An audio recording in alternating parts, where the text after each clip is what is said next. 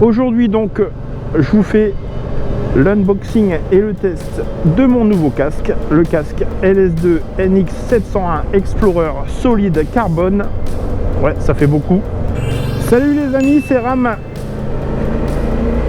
Première vidéo de l'année, enfin non, si on considère que ma première vidéo d'1 minute et 30 secondes environ était la première vidéo de l'année dans laquelle je vous présentais mes vœux. D'ailleurs, je vous réitère ces vœux. Bonne année, amour, gloire et beauté à toutes et à tous. J'espère vraiment que cette année sera meilleure que 2021 dans tous ses sens possibles. Allez, on découvre ça tout de suite. Déballage du carton.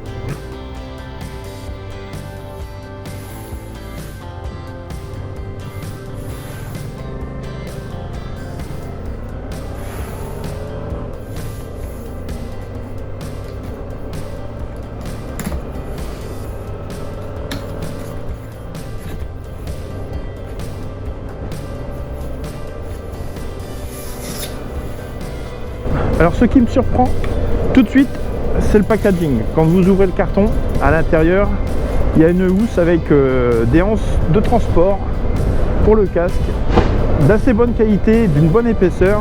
Donc vous pouvez le prendre en voyage et l'emmener là où vous voulez, dans cette housse. Franchement, cette sacoche est tip top. Le casque est bien protégé et assez bien... la sacoche est assez bien rembourrée avec une housse assez épaisse, donc ça craint pas grand chose. Ça c'est cool. Deuxièmement, dans la sacoche, le casque se trouve dans une autre housse afin de le protéger de la poussière. On peut aussi découvrir donc dans le carton le pin lock pour mettre sur la visière et également une clé Allen et divers accessoires si vous voulez enlever la casquette du casque. Alors quand je sors le casque de la sacoche, ce qui me surprend tout de suite, c'est son poids.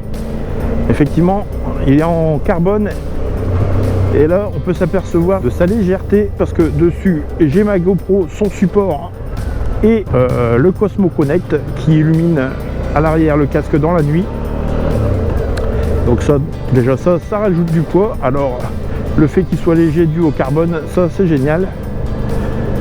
Et puis donc quand j'enlève la housse, eh ben, je m'aperçois que les plastiques sont de très bonne qualité. Ça brille, mais ça brille de ouf et franchement ça claque quoi. J'avais jamais eu un casque aussi beau dans les mains que le casque que je l'avais découvert sur la tête de Boss Offroad lors de notre petite balade dans la Somme. On peut voir que le casque est doté de plusieurs aérations. Une aération au menton, une sur le front, à l'arrière, donc au-dessus de la nuque, et 2 aérations latérales. Alors malgré ces aérations, il n'y a aucun inconfort sonore. Vraiment, c'est un de ses avantages aussi. C'est son insonorisation qui est très très bon. Avec mon ancien casque de la même marque, le LS2, j'avais ce petit défaut d'insonorisation et je m'étais posé la question de mettre des bouchons d'oreille ou pas. Là, la sonorisation, on entend très peu le vent. En tout cas, c'est pas dérangeant. Donc point vraiment positif sur ce casque. Deuxième point positif, sa légèreté. Alors quand vous l'avez sur la tête, franchement au bout de quelques kilomètres vous l'oubliez et ça c'est plutôt bien. Que je craignais avec la casquette, c'est qu'avec le vent on ait la tête qui part en arrière, mais c'est pas le cas du tout. L'aérodynamisme du casque est plutôt bon. Et franchement, on n'a vraiment pas de sensation que la tête soit propulsée vers l'arrière. Je vais faire un peu gaffe. Il y a de la merdouille. sortir de là. J'ai pas envie de me viander, même pour tester le casque. Un autre point aussi que je trouve très bien, c'est que la vision sur les côtés est très bonne par rapport à mon casque intégral précédent. J'avais le casque qui revenait un peu plus sur l'avant du visage et donc c'était un peu gênant au niveau de la vision latérale. Et là, on n'a plus besoin de tourner la tête, de se déhancher pour pouvoir regarder ce qui arrive sur les côtés.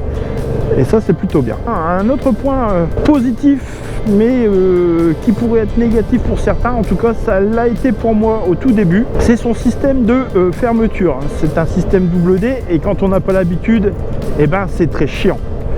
Et j'ai beau retourner le problème dans tous les sens, il n'y a pas de technique miracle pour boucler son double D, et à force d'utilisation, quand même ça commence à venir. Il suffit d'être patient parce que le mettre à une vitesse incroyable, si vous avez besoin de partir sur les chapeaux de roue, c'est pas possible. Alors j'ai pu tester le casque sous la pluie, d'ailleurs c'est le cas en ce moment, ça tombe un petit peu. Et bien la pluie glisse très bien sur la visière. Encore une fois, l'aérodynamisme fait que la pluie s'écoule de chaque côté parfaitement bien. Alors concernant les points négatifs, il n'y en a pas énormément. Premier point négatif, un léger point négatif en tout cas pour moi, c'est le vent latéral avec la casquette. Par contre là, le vent latéral vous fait un peu décocher la tête sur la droite ou sur la gauche, tout dépend du sens du vent. Ça c'est un peu gênant, mais bon, sur les autres casques que j'avais précédemment, c'était aussi le cas. Deuxième point négatif, c'est que le casque n'est pas prééquipé pour un intercom. Et comme vous pouvez le voir, moi j'ai réussi à y placer le mien, parce que les mousses des joues sont vraiment épaisses, et donc on arrive à caler derrière les petites enceintes de l'intercom sans que ça gêne au passage de tête. Ni une fois que vous ne l'avez pas mis le casque sur la tête, ça ne me dérange en aucun cas, en tout cas avec mon intercom. Et alors malheureusement, les enceintes ne sont pas face aux oreilles, du coup je suis obligé d'augmenter le volume du son d'un cran supérieur. C'est pas grave, ça fait le taf quoi. Hein, il me reste encore beaucoup de niveaux de son en positif et en négatif, donc ça me dérange pas de mettre un cran au-dessus le son. Alors pour les points négatifs, je dirais que c'est un peu le seul. C'est vraiment le manque de prééquipement de l'intercom qui manque sur ce casque. La prochaine vidéo sera sans doute la suite de mes chaînes préférées. Je vous en avais dévoilé 4. Je vais vous dévoiler 4 autres chaînes pour lesquelles je ne manque aucune vidéo. C'est la fin, j'espère que ça vous a plu. Et franchement, le casque LS2 Explorer Solid Carbone NX701 est un très bon casque. Je ne touche évidemment aucune contribution de la part d'LS2 pour cette présentation de casque.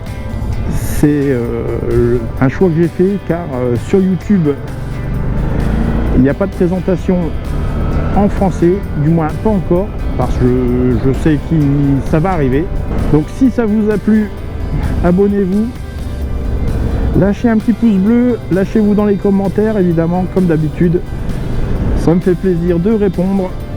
Et si vous avez des questions, n'hésitez pas, posez vos questions. Allez, salut et gros V à vous, attention à vous sur la route les amis, salut.